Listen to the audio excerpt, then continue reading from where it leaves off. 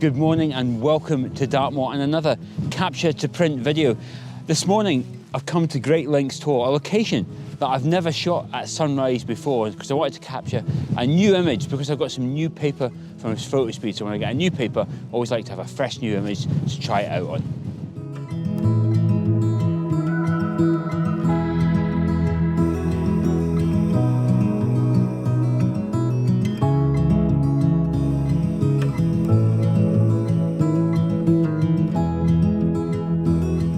So while I definitely have a big catalogue of images that I can print off when I get a new paper, I always like to try and capture a new image to do the first print on.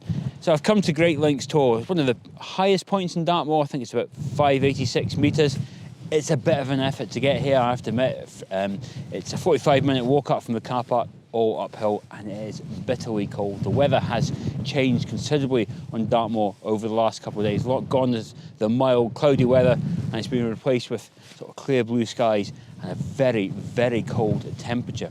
But I'm determined to get a picture here this morning. Like I said, I've never captured at sunrise before, but if you think landscape photography is easy and glamorous, believe it or not, this is actually my 5th attempt at trying to get this picture. The other 4 times I've been up here, because it's quite high, I've actually been right in the cloud and I've not had any light at all. You barely even see the Tor behind me. I've got the complete opposite problem this morning. In fact, I was actually anticipating it to be a lot of fog and mist kicking about, and I thought I might just get above it. Now, there is a lot of mist and fog down in the valleys there, but it's way, way, way down. So it's really clear here today. But, you know, I'm going to make the most of the clear blue skies because I'm not doing this for the 6th time. I'm just going to get what I can get. And there's a couple of compositions here to get, so there's a bit of variety. So I am quite excited. It's not far from sunrise, so I'm going to get the camera set up and we'll have a look at the first composition. For my first composition, or certainly the main composition, this is the one I really want to get. It's all about the main rock stack. So I'm going to go put my wide angle lens on, my 14 to 30, so I can get in as much of that Tor as possible. And at this time of year, when the sun rises, it rises over in that direction. So, which hopefully I'm almost certainly going to get a sunrise today because there's barely any cloud in the sky. It will cast light across the face of Great Links Tor there and really illuminate it and show off its shape and its textures and really bring it to life. Obviously, I've got a clear blue sky, not a lot I can do with that, but to be honest, the sky's not a major factor in this particular composition because it's quite a big Tor, so most of the frame is actually dominated by that Tor and there won't be a lot of sky in there. Obviously, it would be nice to have some cloud, but you know, can't have everything.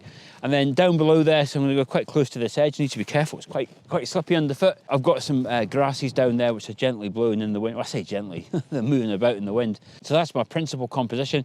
What I'm going to work on, and there's a few others around here as well. But yeah, we'll wait for the sun to come up, and that should really transform that scene from that flat grey lump of granite there into something a bit more magical.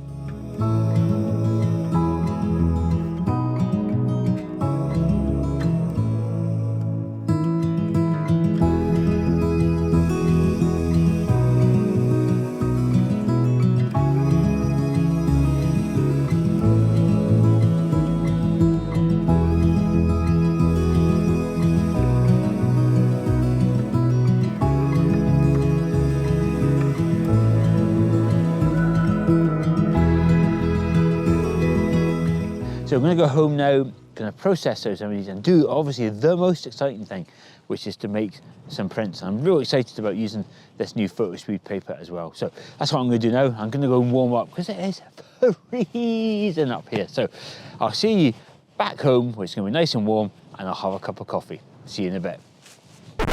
Whoa, whoa, whoa. Hold it there, Julian. Don't be in such a rush.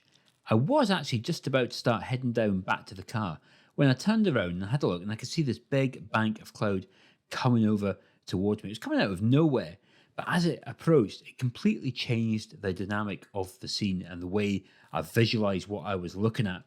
I'm going to show you a couple of pictures in a second. The first one is a panoramic crop, and it's quite an unusual picture for me in terms of its both style and the fact that it's black and white, but it's really representative of what I was actually seeing at the time. And perhaps my favourite picture is the one just before it really clouded over, when I got some really nice light on Great Links Tor and on the grasses in the foreground. This is the picture that I'm really happy with, and this is the one that I'm going to print with the Fotospeed paper. Welcome back. It's good to be somewhere warm and a lot less windy. It was quite wild up there on Great Links Tor, especially when that unexpected bank of cloud rolled in. I didn't really see that one coming, but when it did, it completely transformed the scene. It was quite an exciting moment for my photography. I'm glad I hung around just a little bit longer to capture those images, because those images compared to the blue sky ones are a lot more appealing for me. So I'm really excited to be printing those off, and I'm going to be printing them off using two new papers that I've got from Fotospeed. I've got the Fotospeed PF Pigment Friendly Gloss 310, and there is also a Lustre version, a Lustre 310 as well. So we're going to be printing off that image plus a few from my back catalogue on both papers, and we'll take a little deeper look into those papers a little bit later on. So I've already post-processed the photographs. I don't tend to include post-processing in these capture and print videos, mostly because I've already done a post-processing video, which I'll include in the link in the normal places. And I also did one recently over at Fotospeed HQ as well, so I'll include a link for that as well. But if you would like to see an element of post-processing included in the next capture and print video, do let me know in the comments below, and I'll try and get that in as a bit of value-added content. Right, so what I'm going to do now is I'm going to get those photographs up, I'm going to print them off in the two papers, and we'll take a closer look.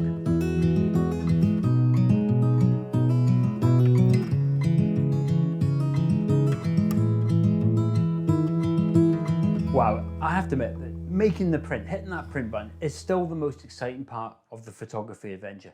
Knowing that you went out there, captured a photograph, came back, and you hit print and you watch it come to life. I just love that moment. But before I tell you more about these papers, just a reminder that Fotospeed, who make these papers, also do a free ebook, The Art of Printing. I highly recommend that you download it. It is completely free. I'll include a link for it in the video description below. So head on over there if you haven't got it and download it. Right, the papers. So as I said, we've got two papers here today that are just sort of recently been released by Fotospeed.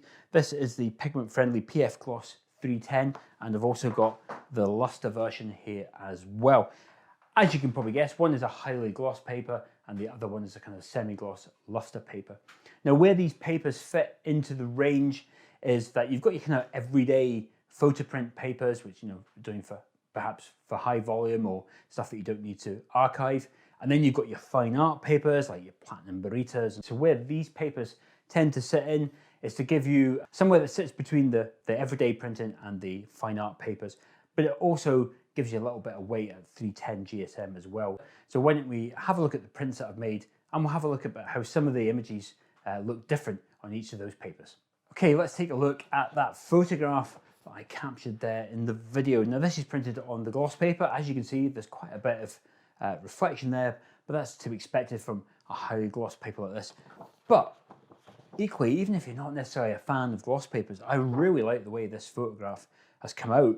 It makes the colours in this have really popped, and I think with the 310 GSM, it's got a nice weight about it. It really feels quality. So I think if you're looking for a gloss paper that's a little bit cheaper than perhaps some of the fine art papers that you get, this is a really good option. I really like the way that the photograph has come out.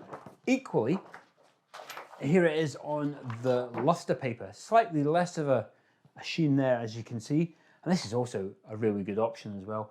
And again, the print quality is exactly the same. It's all come out, the colors, probably a lot due to the custom profile service that I used. I think for this image, they look very, very similar, both on the gloss and the Lustre. So it's probably just down to personal preference. When it comes to paper choice, it really is a personal preference. It's going to depend on the image. There's no one single answer. This is the best paper for landscapes. You just got to keep you got to try your photographs on a number of different papers, which is exactly what I've done. So I've got some from the old back catalogue here. This has got one of East Mill Tor. Which one's which? This, oh, I should be able to tell because of the gloss. So this is East Mill Tor on the gloss paper. Looks fantastic, but again, looks equally as good on the Lustre paper. Again, down to personal choice. I think there's very little to choose in terms of the way that the image is being reproduced. It's only really the gloss factor in that sense. This is a picture that I took quite some time ago of Glencoe. Now this is where I have seen a little bit of difference. So this is the high gloss paper. I will put these up a bit closer on the screen, though it's going to be hard to tell sometimes to see the differences when it's on a YouTube video. And this is the Lustre paper. in this instance, I think the Lustre paper has perhaps, the print is a little bit more contrasty, especially if I look at the foreground here, which is I actually slightly prefer the Lustre compared to the gloss. Again, all down to personal choice. Now, I've got a black and white image, not something I particularly capture very often here. This is a picture that I took with a drone in Iceland. I've got the waves crashing here along this black beach here. The gloss here for me really shines through, the deep blacks and the contrast of the white. I think it looks amazing. It does also look amazing in the Lustre. I think the blacks are just a little bit deeper in the gloss. Again, down to personal preference. And finally, one of my oldest images, and this is the image I always like to print when I get a new printer. This is of a Traverse Head with the lighthouse. Really nice with the gloss here. But perhaps in this instance, I think I actually potentially prefer the Lustre. Get a little bit more detail coming through here on the rocks. It's not quite as contrasty, whereas the blacks are a little bit deeper here. So all in all, I think both papers are an excellent choice and a bit more cost effective than the fine art papers. But which one you pick, whether you go for Lustre or gloss, that's going to depend on the picture, depends on what you want to do with the photographs as well, whether you're selling them, the style of photograph. I think that they're both equally as good for the images that I like to produce. I'm surprised actually how much I like the gloss paper, because typically I tend to shy away from that full gloss paper. So these papers are all available in all sorts of sizes from A4 up to A2 probably. So I'll include a link for it in the video description below. It's well worth checking out and having a little bit of play with these new papers. So the next thing I like to do is I like to put my prints in mounts. I've done this for the image that I took earlier in this video. This is on the gloss paper, and I've mounted this one. It's a much older image of mine, and this is the Lustre paper. And I'm going to put those up on my little display shelf, and I'm going to spend some time with those images and all the other images that I've printed off as well. Because for me, that's what printing is all about. Making those prints, putting them on the wall and spending quality time with your photographs. You'll learn so much more about your photographs, and you'll appreciate them much more when you print them off. But that's it really from this video. Just a quick introduction to those new papers. I was quite excited to get them from Fotospeed, so it's always exciting to then go out and take a new picture and then print them off. I'm going to do a few more of these capture and print videos. So if you want to see any more detail in here, so I know I kind of skipped over the printing and the post-processing bit, because that's fairly standard. There's nothing terribly exciting about that. I'm more interested in the capture of the photograph and then actually how the print looks. But if you would like me to cover that again, do let me know in the comments, and I'll maybe do a slightly longer video that covers maybe the end-to-end process for you as well. But I do hope you've enjoyed this video. Links for everything that I've mentioned are all in the video description below. I think I've got a printing playlist that will pop up in the corner of the screen as well. I've got loads of printing videos. I've been printing my photographs for years.